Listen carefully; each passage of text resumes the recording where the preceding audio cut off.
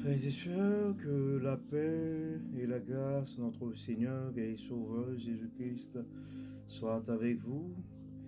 Ici et WH Redemption Ministries pour notre dévotion matinale pour la journée du mardi 26 mars 2024. Mardi est nommé Mardi Saint parce que nous sommes dans la semaine sainte, toujours dans la même mission de vous accompagner, de vous aider à vous réveiller avec Dieu à tous les matins, car une journée, et enfin en nous réveillant avec Dieu, nous allons avoir la possibilité d'avoir une journée remplie de sa faveur, une année chargée de sa bonté, une vie remplie de ses bénédictions sur et plusieurs générations. Car nous avons intérêt, frères et sœurs, à suivre Christ et nous avons intérêt à de nous aligner avec les principes de Dieu. Et ce n'est pas sans raison qu'à tous les matins ou qu'à chaque fois qu'on répète la même chose, cherchons d'abord le royaume de Dieu et sa justice, et toutes les autres choses nous seront données ensuite. Donc bénissons le nom du Seigneur. Donc bon réveil mon frère, bon réveil ma soeur, que le nom de l'Éternel soit béni, que le nom de l'Éternel soit exalté, car il nous a permis de nous réveiller ce matin. Et pas de quelle manière, il nous a permis de nous réveiller avec lui. Oui, c'est, disons ensemble, unissons nos voix avec celles des anges pour dire béni soit le nom du Seigneur. Pour dire c'est la journée que l'Éternel a faite et qu'elle soit pour nous un sujet de gloire et de louange. Et, nous continuons, nous allons poursuivre notre semaine sainte et frères et sœurs, comme nous l'avons dit hier, la semaine sainte, c'est vraiment une semaine de consécration pour des chrétiens et il y a des comportements qu'on cherche à avoir pendant cette période. Donc,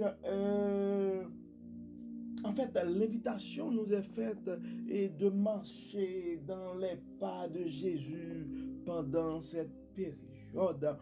Et ce que nous allons regarder et ce matin, et c'est la trahison de Judas est dévoilée. La trahison de Judas est dévoilée. Et à travers le comportement de Jésus, la façon que Jésus avait abordé la trahison de Judas, eh bien, ça pourrait nous servir d'exemple aussi pour nous inspirer par rapport à comment marcher dans les pas de Jésus. Nous allons lire en Jean chapitre 13 et nous allons lire les versets du verset 18 jusqu'au verset 30. La trahison de Judas dévoilée. Jean chapitre 13, verset 18 à 30. Ce n'est pas de vous tous que je parle. Je connais ce que j'ai choisi. Mais il faut que l'écriture s'accomplisse. Celui qui mange avec moi le pain a levé son talon contre moi. Dès à présent, je vous le dis, avant que les choses arrivent, afin que lorsqu'elle arrivera, vous croyez à ce que je suis. En vérité, je vous le dis, celui qui reçoit, que j'aurais envoyé me reçoit, et celui qui me reçoit celui qui m'a envoyé.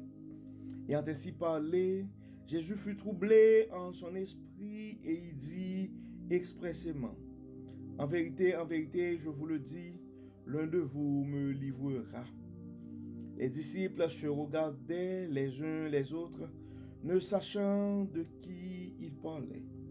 Un des disciples, celui que Jésus aimait, étant couché sur le sein de Jésus, Simon-Pierre lui fit signe de demander qui était celui dont parlait Jésus. Et ce disciple, s'étant penché sur la poitrine de Jésus, lui dit, Seigneur, qui est-ce? Jésus répondit, c'est celui à qui je donnerai le morceau trempé. et ayant trempé le morceau, il le donna à Judas, fils de Simon l'Iscariote. Dès que le morceau fut donné, Satan entra dans Judas. Jésus lui dit, « Ce que tu fais, fais-le promptement. » Mais aucun de ceux qui étaient à table ne comprit pourtant qu'il lui disait cela. Pourquoi il lui disait cela? Car quelques-uns pensaient que, comme Judas avait la bourse, Judas voulait lui dire, « Achète ce dont nous avons besoin pour la fête » ou qu'il lui commandait de donner quelque chose aux pauvres. Jésus, ayant pris le morceau, se hâta de sortir. Il était nuit. Frères et sœurs, et Dieu veut nous parler à travers ce texte, à travers ce texte aussi, mais pendant toute la semaine sainte, il y a cette idée il y a cette idée qui me vient à l'esprit. Donc c'est vrai, pendant la semaine sainte, dans les pratiques religieuses, on essaie de ne pas manger des choses. Il y a des gens qui jeûnent, il y a des gens qui ne mangent pas de la viande. Il y a toutes sortes de traditions, de rituels. Mais ce sacrifice de la croix, qui rentre dans le mystère de la rédemption, devrait nous porter à marcher dans les pas de Jésus. Et quand on dit marcher dans les pas de Jésus, c'est suivre ses traces, c'est essayer de regarder c'était quoi son comportement, comment il a vécu sur la terre et de nous inspirer de ces choses pour nous autres aussi. Nous essayons de nous comporter de cette manière, de la même manière pendant notre parcours sur le chemin du royaume. Nous parlons beaucoup des blessures de l'âme.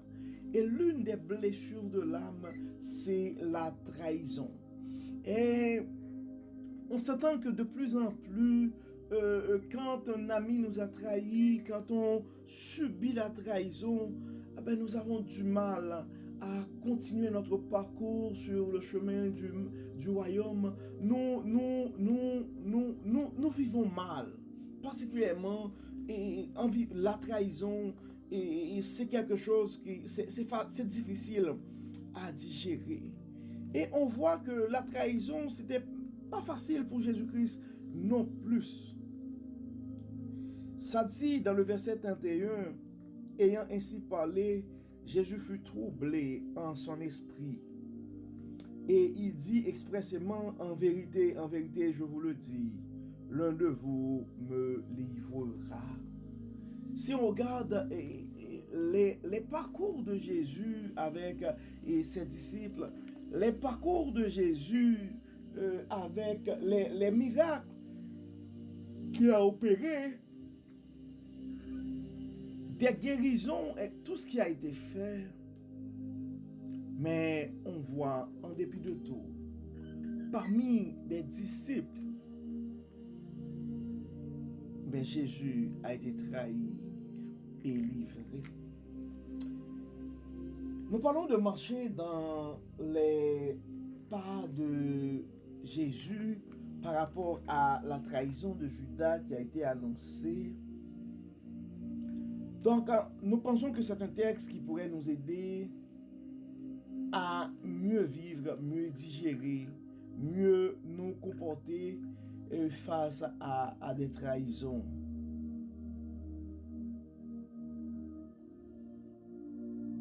En fait, on voit que c'est vrai, Jésus a été troublé. C'est vrai, et c'était un peu difficile pour lui. Mais malgré le trouble, son esprit fut troublé d'après ce qui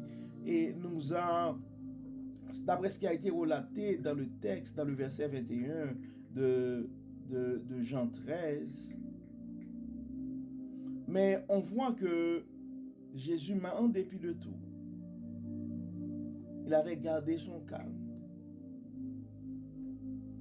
Et il n'avait pas dénoncé, je pourrais dire directement, mais il a eu quand même un comportement, et il l'avait dit, mais il l'avait dit d'une certaine manière pour que ça ne créait pas trop de troubles.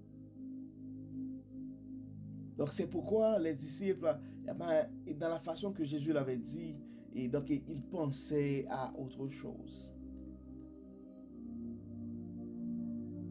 Donc ça pourrait nous porter aussi à réfléchir de nos comportements quand nous faisons face à la trahison. Le fait d'être trahi ne nous donne pas un prétexte pour cesser d'agir avec douceur, avec respect, avec calme. Donc le message que nous avons ce matin, et tu dois recevoir ce message ce matin, mon frère, ma soeur, si tu vis la trahison ce matin, garde quand même ton calme. Garde quand même ton calme. Et tu dois avoir en tête, peu importe les circonstances, notre Dieu est en contrôle. Peu importe les circonstances, mon frère, peu importe les circonstances, ma soeur, garde ton calme. Dieu est en contrôle. Et c'est le comportement à adopter quand on veut marcher dans les pas de Dieu. C'est facile de penser à nous venger. C'est facile de réagir de façon fracassante. Parce que quand on regarde, quand on pense, la façon que cet ami a été traité par nous, et c'est quelqu'un qu'on avait fait confiance, qui a décidé de nous trahir pour quelques sous. Oui, ça peut faire mal et nous sommes tous humains. Mais marcher dans les pas de Jésus pendant cette semaine sainte nous porte à garder notre calme, à être prêt à pardonner en dépit de la trahison. Je comprends mon frère, je comprends ma soeur. Vivre la trahison, c'est jamais une chose facile. Je comprends les blessures de ton âme. Je comprends la peine. D'ailleurs, je dois l'avouer. Moi aussi, j'ai du mal. Oui, j'ai du mal à gérer la trahison. Des fois, c'est plus facile de prévoir ou de savoir, de garder notre calme par rapport au mauvais comportement d'un étranger ou quelqu'un qui ne nous aime pas, d'un ennemi déclaré. Mais le drame de la trahison, ça vient toujours de l'intérieur. Ça vient toujours de quelqu'un qu'on a fait confiance. Ça vient toujours de quelqu'un, d'une personne avec laquelle on a eu de bons souvenirs. Ça vient souvent de quelqu'un avec lequel des fois on a eu des projets. Mais pour des raisons des fois, cet ami, cette personne chère décide de nous tourner le dos, de comploter, de nous trahir. Si Jésus, en tant que Dieu, son esprit a été troublé.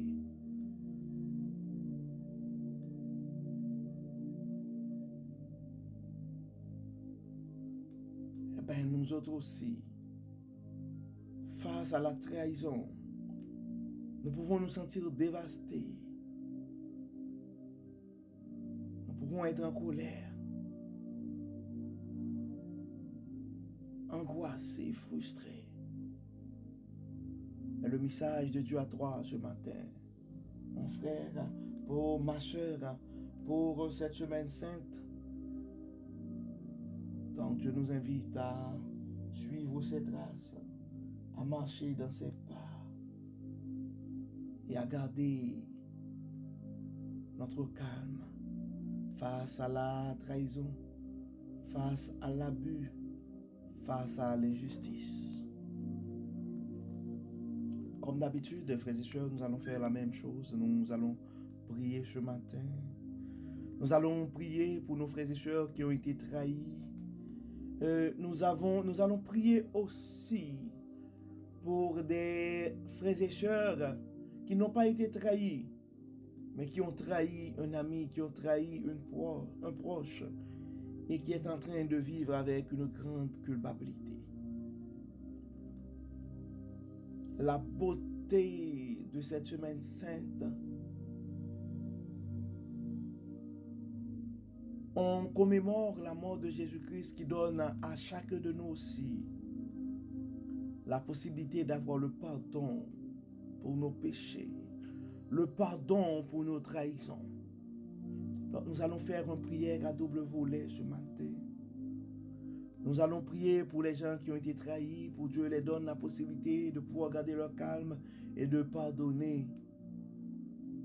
Mais pour les gens qui ont commis la trahison aussi, nous allons demander à Dieu de les pardonner et de changer leur cœur. Prions Dieu. Dieu de bonté, Dieu de miséricorde, nous te disons merci Seigneur. Merci pour ton amour. Merci pour ta grâce. Merci pour ta fidélité. Et je te remercie pour le pardon de nos péchés. Merci Seigneur de pouvoir nous rappeler ce matin que nous devons nous efforcer pour marcher dans les pas de Jésus. Et merci de nous révéler, Seigneur, marcher dans les pas de Jésus, c'est être en mesure de garder notre calme, de pardonner et de continuer à compter sur toi en dépit de la trahison. Donc à nos frères et sœurs qui ont été victimes de trahison ce matin et qui ont le cœur qui saigne, qui ont de la peine, qui ont l'âme blessée, toi le grand réparateur des brèches, toi le grand Seigneur des seigneurs, nous te demandons, Dieu clément, d'intervenir et de penser leur âme. Oui, ces âmes blessées ce matin, ces cœurs angoissés, ces vies bouleversées, ces esprits tourmentés à cause de la trahison, Seigneur. Nous demandons de les apaiser et de les guérir. Nous demandons d'accorder ta paix et le pouvoir de pardonner, Seigneur. Et à nos frères et sœurs aussi qui sont en train de vivre avec une grande culpabilité parce que la tentation a été trop forte et qui ont trahi un ami, qui ont trahi un parent,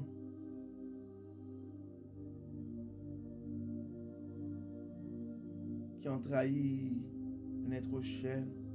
Donc à ces gens, Seigneur, nous demandons pardon. Nous demandons, Seigneur, de les accorder ta grâce et de leur donner une nouvelle chance de pouvoir continuer leur parcours, reprendre leur parcours sur le chemin du royaume. Pardonne, Seigneur, pardonne. Libère, Seigneur, libère. Et viens, Seigneur, dans nos vies. Conduis nos pas. Prends le contrôle de nos pensées établies en roi dans nos vies. Au nom de Jésus. Amen. Amen.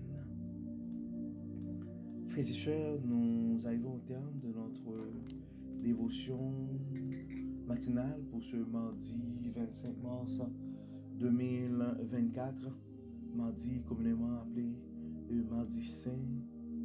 Nous espérons que votre âme a été bénie et que vous avez reçu ce message ce matin, le message de garder notre calme et de pouvoir pardonner malgré la trahison. J'espère aussi que toi, mon frère, toi, ma soeur, qui était en train de vivre avec une grande culpabilité ce matin à cause d'une trahison, parce que tu avais trahi un ami. Dieu veut te libérer ce matin, reçois la libération de Dieu et reprends ton parcours sur le chemin du royaume. C'est ça le mystère de la rédemption. Peu importe le niveau de tes péchés, Dieu est prêt à te pardonner.